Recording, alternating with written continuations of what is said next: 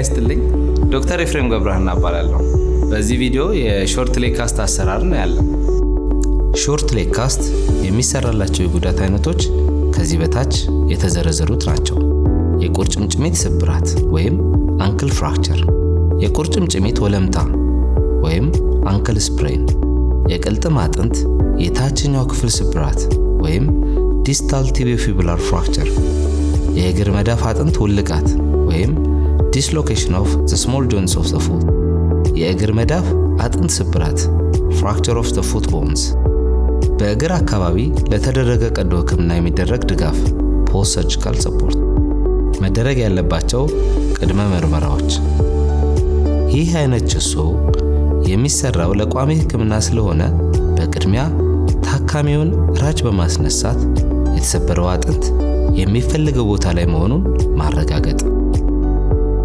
የታካሚ አቀማመጥ፣ ለመስራት ምቹ በሆነ አልጋ ላይ ታካሚን ማስተኛት።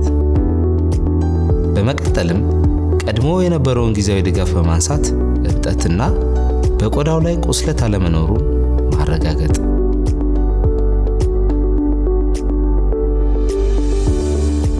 ከዚያም ህመሙ መቀነሱ ሲረጋገጥ የተጎዳውን እግር የቁርጭምጭሚት መገጣጠሚያ 90 ዲግሪ በማጠፍ በረዳት ባለሙያ ድጋፍ ማስያዝ። ለስራው የሚያስፈልጉ ቁሳቁሶች በተለያየ መጠን የተዘጋጀ ጥጥ፣ የተለያየ የስፋት መጠን ያለው ጀሶ 7.5፣ 10 እና 15 ሳንቲሜትር ያለውን ያካትታል። ለብ ያለ ውሃ፣ መቀስ እንዲሁም ጀሶውን ለመስራት የሚያግዝ ጠረጴዛ ናቸው። በመቀጠል የሾርት ሌግ ካስት አሰራርን እናያለን። ለዚህ ክንውን የምንጠቀመው የጀሶ መጠን ባለ 15 ሴንቲሜትር ስፋት ያለውን ጀሶ ይሆናል። የጥጡን ጫፍ በመያዝ ከእግር ጣቶች ጀምሮ ከታች ወደ ላይ ግማሽ በግማሽ በመደራረብ በአጠቃላይ 2 ድርብ በማድረግ በቁርጭምጭሚት መገጣጠሚያ ላይ የ8 ቁጥር ቅርጽ በማስያዝ አልፎ እስከ ጉልበት መገጣጠሚያ ድረስ መሸፈን። በበቂ ሁኔታ ጫናን ለመከላከል ተጨማሪ ጥጥ በቁርጭምጭሚትና ተረከዝ አካባቢ ማድረግ።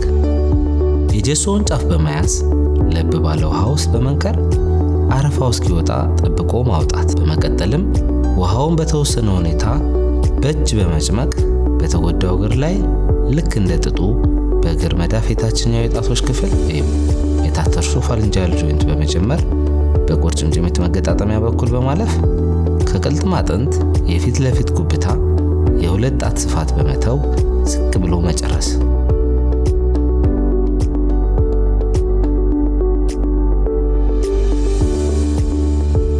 የሚሰራው ጀሶ በቂ ጥንካሬ እንዲኖረው ከ4 እስከ 5 ጀሶዎችን እየደጋገሙ መጠቅለል ያስፈልጋል።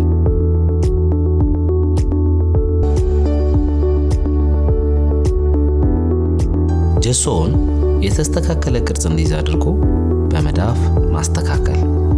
በማስከተልም የጀሶውን ጥርሶች ከስር ባለው ተጣጥፎ በመሸፈን ምቹ ማድረግ። ጀሶው መድረቁ ከተረጋገጠ በኋላ ሙሉ ጣቶች መንቀሳቀሳቸውን ማየት።